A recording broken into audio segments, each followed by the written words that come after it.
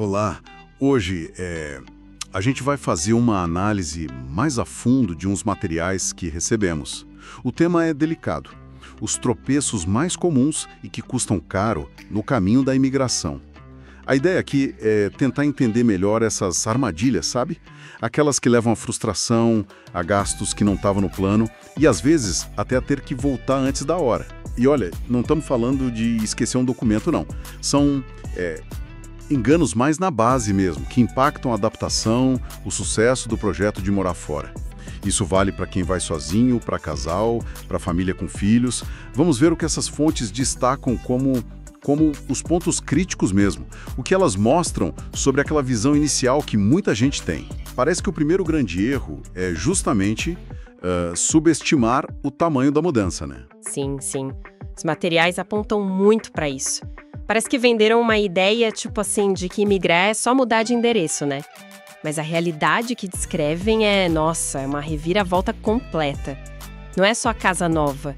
É cultura diferente, é outra rotina, outra língua, até o clima.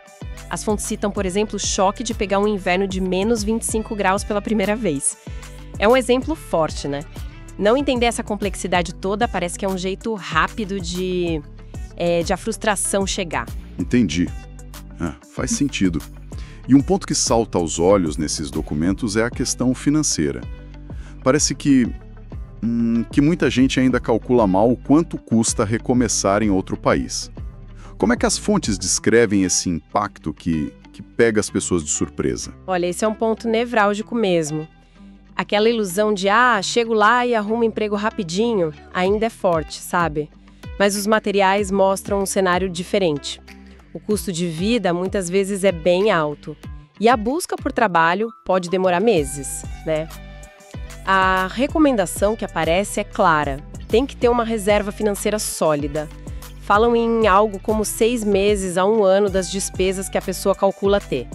Sem isso, o que era um sonho pode, virar um pesadelo financeiro bem real. Com certeza. E sobre a busca por informação? Fiquei pensando aqui no perigo de cair em ciladas, né? Os materiais alertam bastante sobre fontes duvidosas. Mencionam até vídeos no YouTube que prometem imigração fácil, quase de graça. Qual seria o caminho seguro, segundo as fontes? Esse alerta é crucial mesmo, porque a isca da facilidade é perigosa. A orientação é bem direta. Priorizar sempre os canais oficiais, os sites do governo do país para onde se quer ir, sabe? E se precisar de ajuda, procurar consultores de imigração que sejam comprovadamente certificados. Informação errada ou pela metade, como os relatos mostram, tem um custo altíssimo. E não só financeiro, né? E além do bolso, tem o preparo da mente e do coração. Os materiais descrevem a imigração como uma verdadeira montanha-russa emocional. Tem a euforia da chegada, aí vem o choque cultural, que é quase inevitável, a saudade de casa, a solidão. E é interessante ver que sentir-se fracassado em algum momento é descrito como uma reação quase esperada. Faz parte do processo de se adaptar, não é um veredito final. E essa falta de preparo emocional pode ser tão prejudicial quanto não ter dinheiro suficiente, né? Pelo que as fontes indicam. Parece fundamental estar pronto para um recomeço que exige bem mais do que só vontade. Exatamente. E se a gente pensa em dinâmicas específicas, para famílias, por exemplo, os materiais conectam 2 erros bem comuns. Primeiro, subestimar feio os custos moradia maior, escola para as crianças, saúde. Chegam a citar aquele exemplo do leite a preço de ouro, sabe?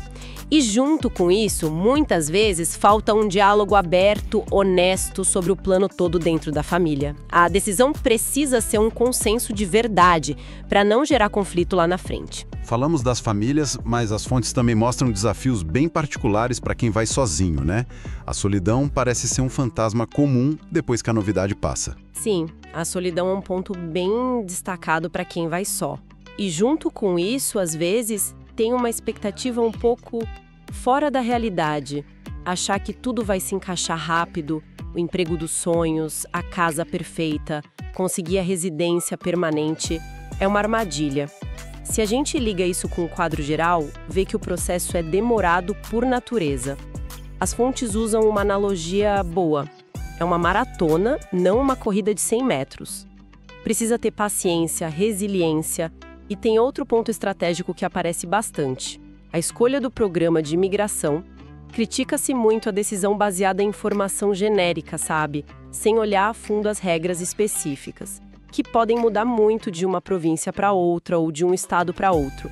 Sistema de pontos, lista de profissões que precisam de gente, exigência de investimento, tudo isso varia demais. E por último, mas talvez o mais importante de tudo, o idioma. Os materiais são muito claros nisso.